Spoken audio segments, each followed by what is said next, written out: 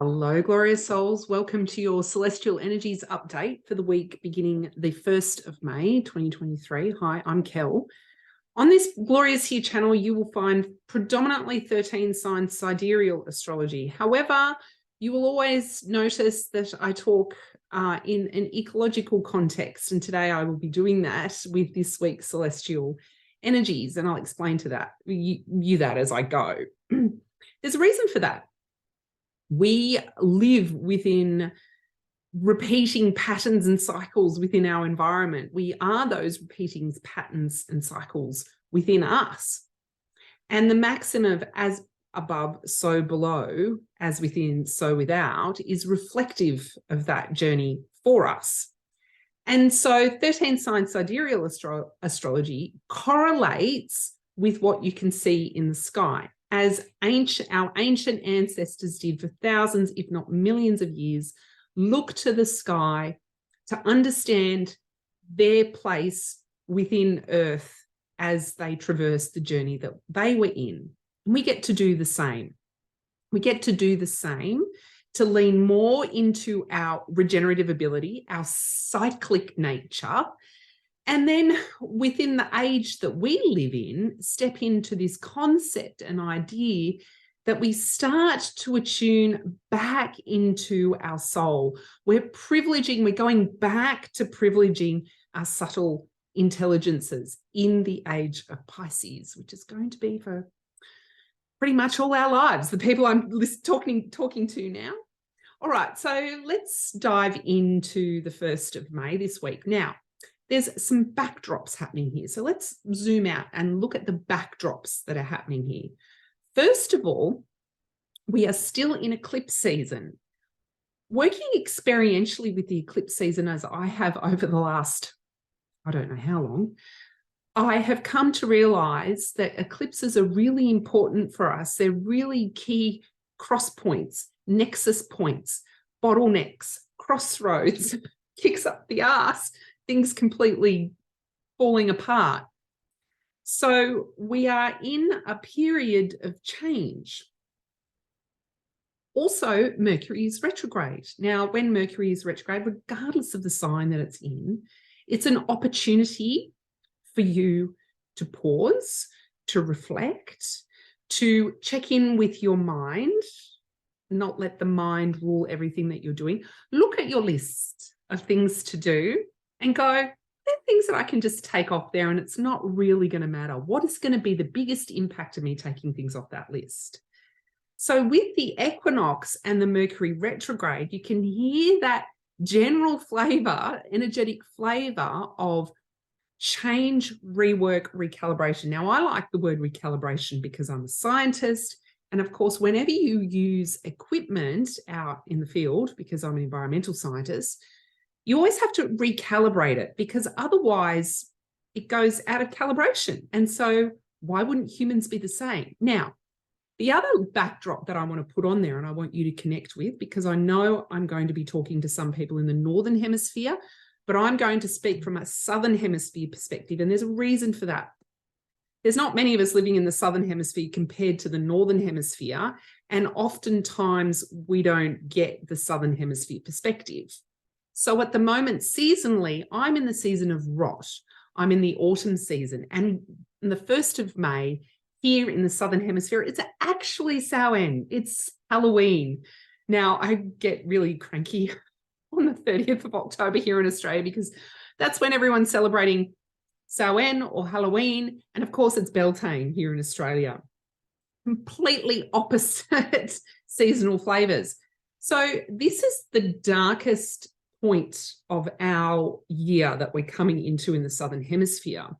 So as we move from the 1st of May to the 21st of June, the sun does get less and less to the point of its maximum extent where the night is the longest. Now, within that portal, it's a great time for you to connect with ancestors, spirit guides. It's a great time for you to connect in your inner world, what is nourishing to you, what fills you up. And like I said, with Mercury retrograde, just putting that to-do list aside and really having a much stronger self-reflective lens. So as you can see, I haven't started talking about any of the planetary placements other than Mercury retrograde, and that's really its movement in the sky, not where it's observed. So all of these things you can observe. What I've spoken about is the moon cycle, the eclipse cycle.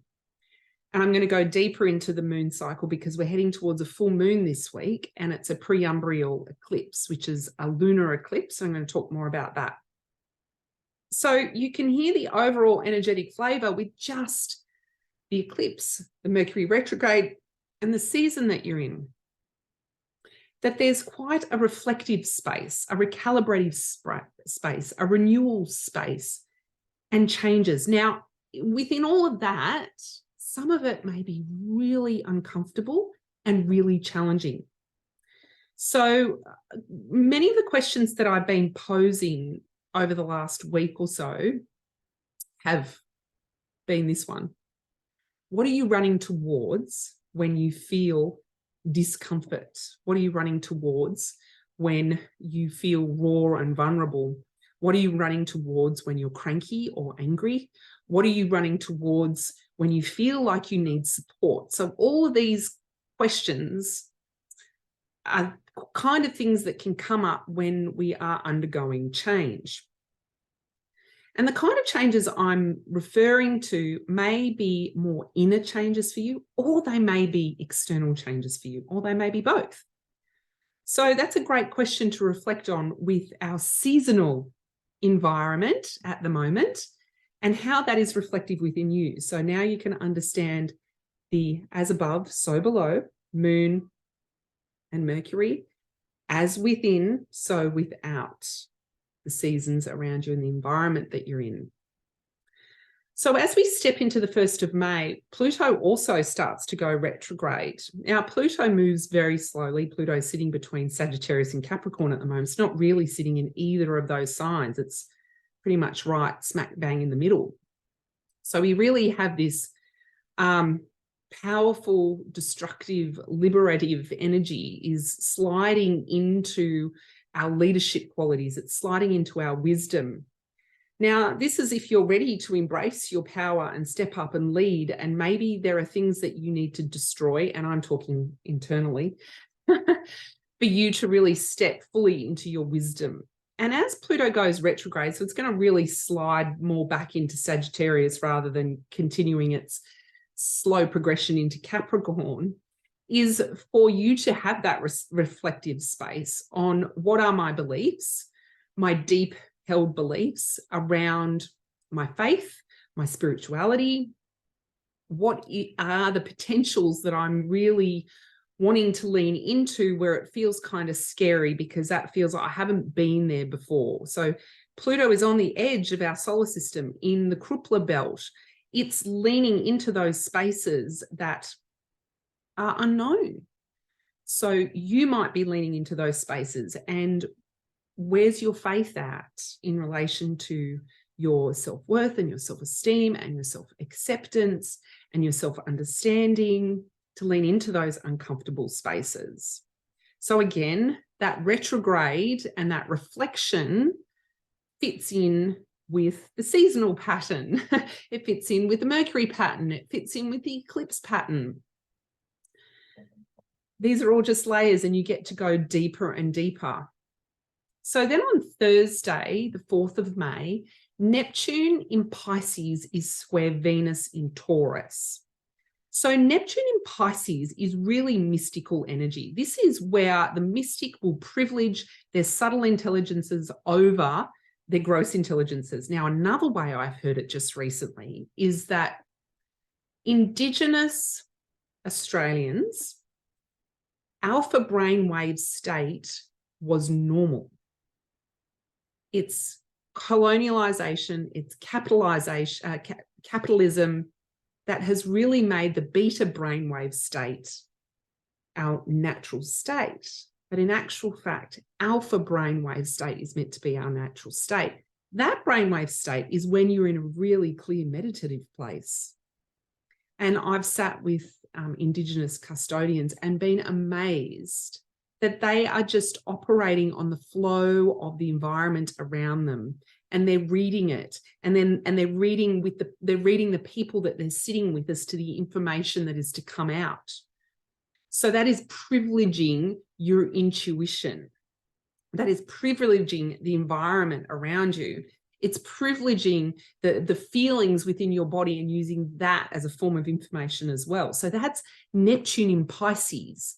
And with the age of Pisces that we're in, I'll keep banging on about this for probably years to come, and the fact that Neptune is in Pisces for a very long time as well, we are being called to come back to that state, to come back to being in that alpha brainwave state as our baseline. And beta brainwave state is to help us solve problems and get away from things that might actually be a significant issue, not our constant operation, because of course that sends us into stress mode, our adrenals overwork, and we can't receive our information when our body is in a stressed state, our intuition when our body is in a stressed state. Now, that mystical energy is square Venus. So this is an opportunity for you to check in with your body, because your body receives intuition. It's an opportunity for you to check in with your resources. How are you feeling resourced? Are you in survival mode, really just needing a home and food and money? Or are you in a position where you're capable of starting to shift beyond survival mode and shift more into how am I connecting and relating to others and my purpose? And that's that soul-driven purpose. Now, of course, we still need to be resourced around that. So there's likely to be a little bit of this inner tension. I'm being called to expand more into my subtle intelligences, but I still need to be very human, and I still need to have my needs met, and I still need to make sure that my body is in a functioning state so that I can receive this information. And maybe I don't know how to do that, and that's what's causing this inner tension with me. So we'll circle back to the question I stated at the beginning.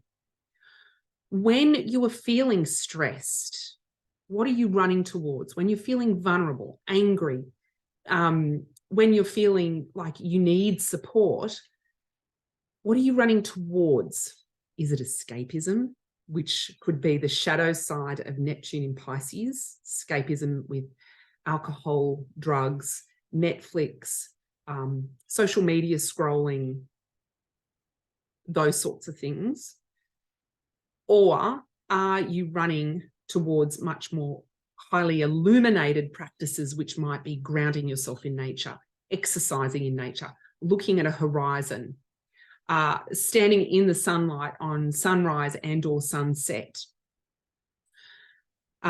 body practices, myriad of body practices to allow yourself to drop into your body. So have a think about that. I'm circling back to that question again, because that is what will help ease that inner tension. We cannot layer on illusion with things that make us momentarily feel good. We won't change anything within us. And that's the discomfort in that tension, that if you really want to meet yourself as the mystic, a very grounded, embodied mystic, privileging your intuitive abilities, which are innate in all of us, then you are going to need to start to pull down those methods of illusion. And I would say alcohol is probably one of the most common ones that nobody likes to talk about, but I'm going there. All right. So then on the 6th of May, Friday, the 6th of May, we have a full moon in Libra, and it is a lunar eclipse. Now, I'm developing a theory around the lunar eclipse. So let's talk about what a lunar eclipse is. It is the moon moving through the Earth's shadow from the sun. So with a Libra full moon, the moon can be observed in Libra. It's moving through the Earth's shadow from the sun, which is sitting in Aries. So it's moving through the shadow that the sun from Aries is casting. So as a collective, what is the shadow of Aries? What is our emotional intelligence, our rightfulness, our creator emotionally moving through and starting to reflect on and perhaps release? Those shadows coming from Aries might be unwarranted anger or hate or mind stories that are leading us to feeling really aggressive and angry. It might be privileging our ego and really being driven by very materialistic things rather than by our inner landscape. So it might feel a little bit raw and vulnerable to examine yourself on this full moon as to, where am I letting that kind of shadow? Where am I letting my anger lead, perhaps? Where am I letting my ego be really focused and fixed and not flexible so that I can connect more fully as a human? So if we start to look at Libra is this idea that we're connecting beyond ourselves with others. And how is my shadow, how is that shadow aspect of my creative energy, where I might be really clinging to parts of myself that are ready to let go, stopping me from connecting with those that I really want to connect with, and coming into a much deeper harmony with this beautiful cyclic nature that flows around us constantly? And how can I come back into that cyclic nature smoothly without tantruming? So now, when you're listening to this, because this will be posted before the week commences, now is the best time to be starting to just notice and be aware of what is bubbling up for you in your emotions, in your feelings, in your nervous system. They're usually key indicators of what it is that you could surrender, release, and let go into the full moon. And of course, you've got that beautiful pre-umbral lunar eclipse that you get to watch. It won't be, it's not a total lunar eclipse, so it'll just be a small shading of the moon as it moves through the Earth's shadow. And because we are Earth, those energies that I just described, they're reflective of us because we are part of Earth. And then on the 7th of May, is that Saturday or Sunday? Anyway, it's the weekend. Venus enters Gemini. So Venus has had some time to spend in Taurus. It's got to check in with a body. It's got to perhaps disintegrate some of the things that they don't need, check in with your values. Am I resourced? Now, once Venus is feeling much more embodied and connected, they can start to perhaps communicate more. They can start to explore the polarities within and without. And maybe there's information that they share. Maybe there's some information that you need to gather. It might be a great time to share information from your body. It may be a great time to connect outwards more and share your message.